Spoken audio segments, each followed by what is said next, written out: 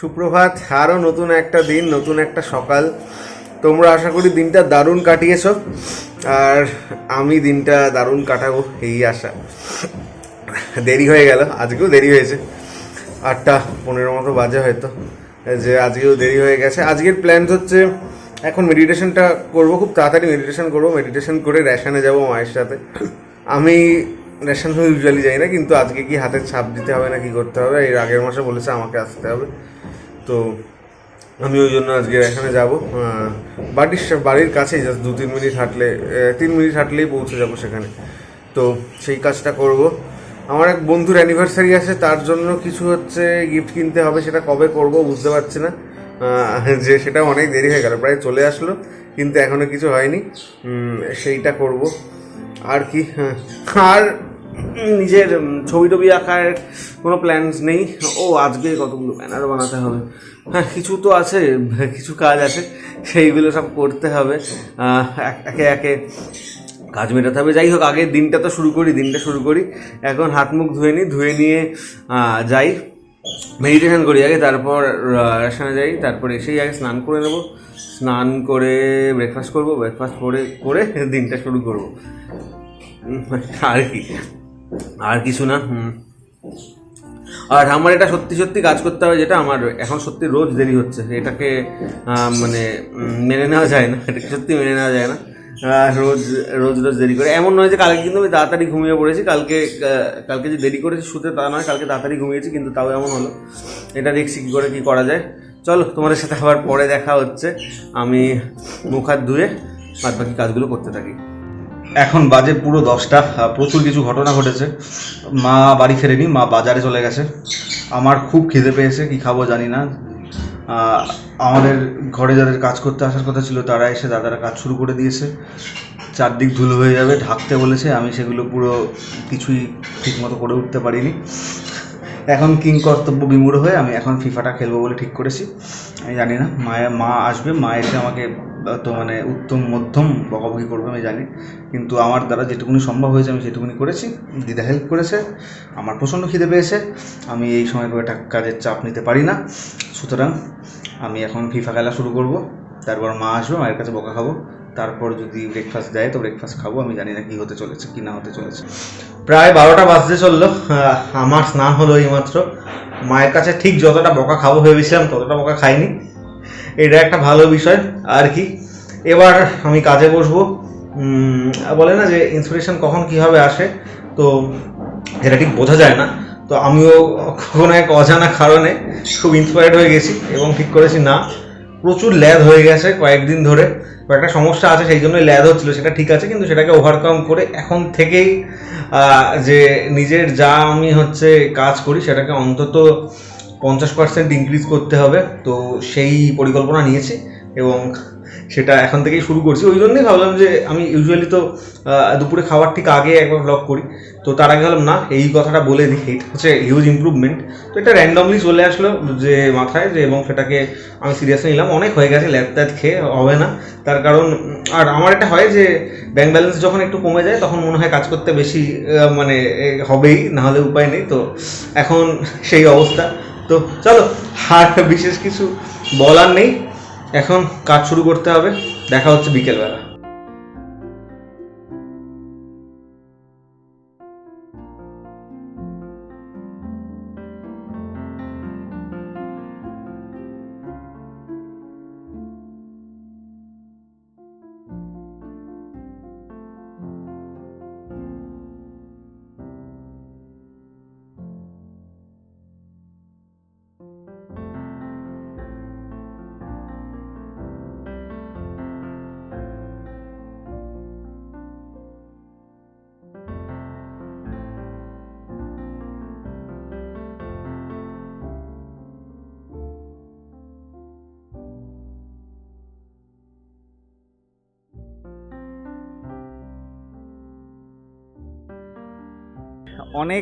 অনেকটা দেরি হলো, যদিও দেরি হওয়ার কারণ আমি কালকেই বলে দিয়েছি, এখন থেকে একটু দেরি হবে, কারণ দাদারা কাজ করে যেতে অনেকটা দেরি হয়ে যাচ্ছে।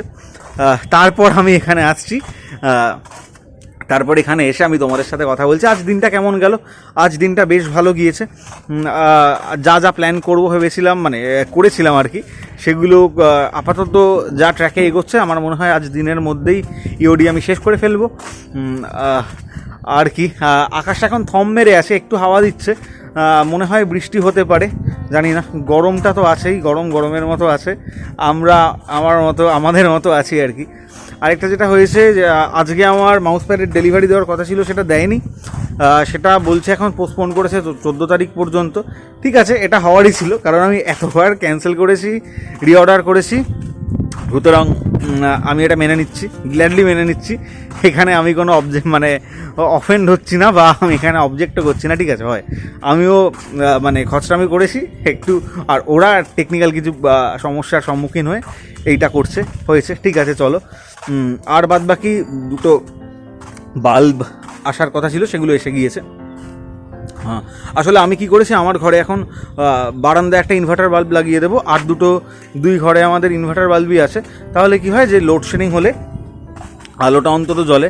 তো আমার লোডশেডিং হলে সবচেয়ে একটা বাজে বিষয় লাগে যে আলো যদি না জ্বলে, সে আলো জ্বলুক, হ্যারিকেনের আলো জ্বললে আমার কোনো সমস্যা নেই, কিন্তু একেবারে অন্ধকার আমার খুব একটা, মানে কোনো সময় অন্ধকার খুব ভালো লাগে, কিন্তু এমনি সময় মানে যে অন্ধকার হয়ে যাচ্ছে সেটা আমার খুব একটা ভালো লাগে না।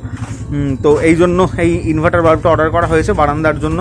তো এটা চলে এসছে, এটা পরশু দিন বোধহয় লাগাবো, কারণ বারান্দার ওইখানের সুইচ বোর্ডটা একটুখানি সমস্যা করছে, সেটা একটু ঠিক করতে হবে, সেটা করার পর ওটা লাগাবো।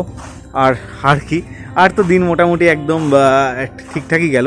আজকে যে বিষয়ে কথা বলবো ভেবেছি, মানুষের একটা অদ্ভুত স্বভাব আছে, মানুষ ভ দিয়ে দুটো শব্দকে গুলিয়ে ফেলে। ভ দিয়ে ভদ্রতা হয়, ভ দিয়ে ভয় হয়। তো মানুষ অনেক সময় ভদ্রতাকে ভীরুতা ভেবে নিয়ে জাজ করতে থাকে। তো সেই রকম কিছু সময় আমাদের বলতে হয়, দেখো ভাই, আমি তোমার সঙ্গে ভদ্রতা করছি, তুমি কখনো ভেবো না যে আমি তোমাকে ভয় পাচ্ছি।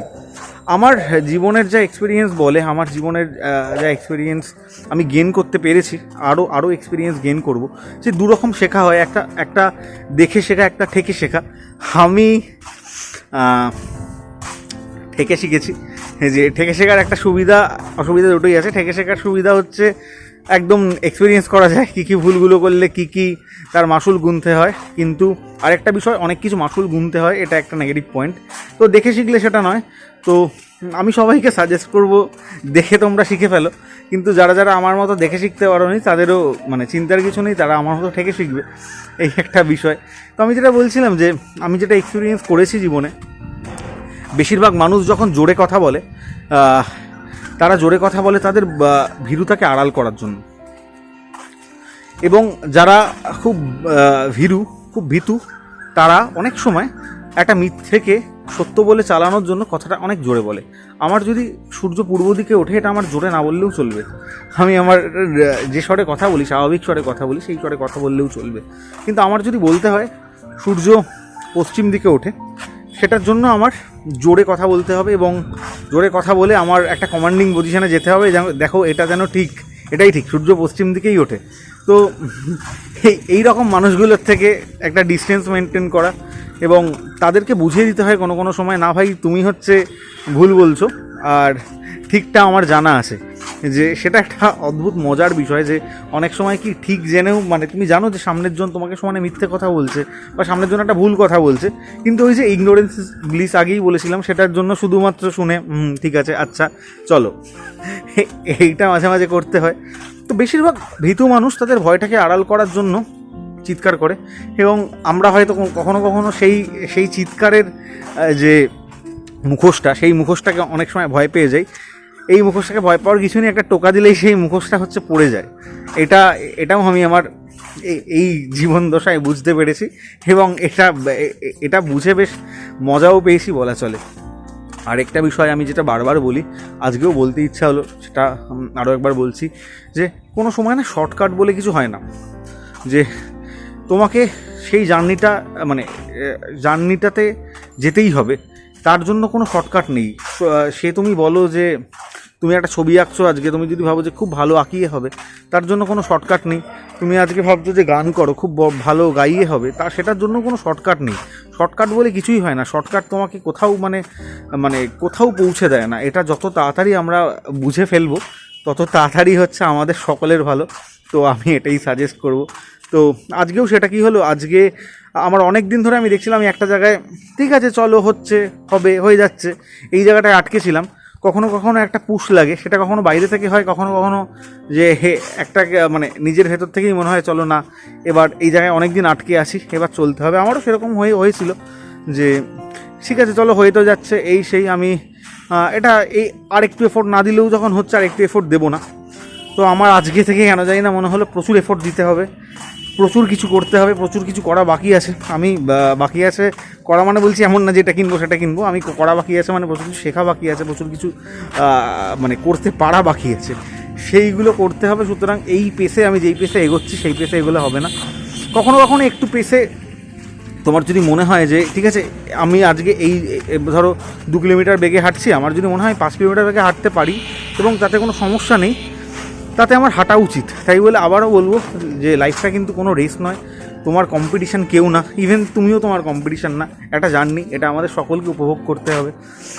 আমি এবার নিচে যাব, তার কারণ আমার বোন ওপরে আসবে, একটুখানি আমরা গল্প করব, গল্প করে ওর কাজে ফিরবে, আমি আমার কাজে ফিরবো, এই কাণ্ড করব।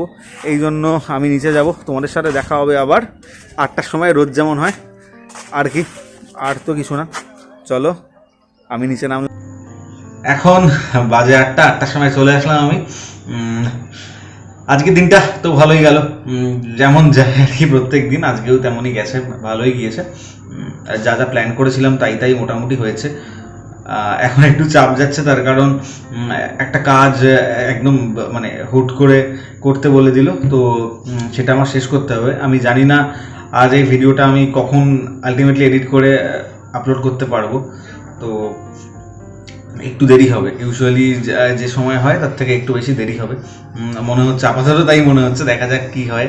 চলো আজকে আর বেশি কথা বলবো না, কারণ এই কাজটা শেষ করে দিতে হবে, তার একটু দরকার আছে, সেই জন্য কাল আবার দেখা হবে। আশা করি আজকের দিনটা তোমাদের খুব ভালো কেটেছে, আমারও দিনটা খুব ভালো কাটলো। কালকের দিন এবং আগামী দিনগুলো আমাদের সবারই খুব ভালো থাকবে, এইটুকুনি মানে কাটবে, এইটুকুনি আশা। যাই হোক, আর বিশেষ কিছু বলার নেই। কালকে দেখা হচ্ছে, ততক্ষণ পর্যন্ত তোমরা খুব আনন্দে থেকো, ভালো থেকো, সুখে থেকো, শান্তিতে থেকো। শুভরাত্রি।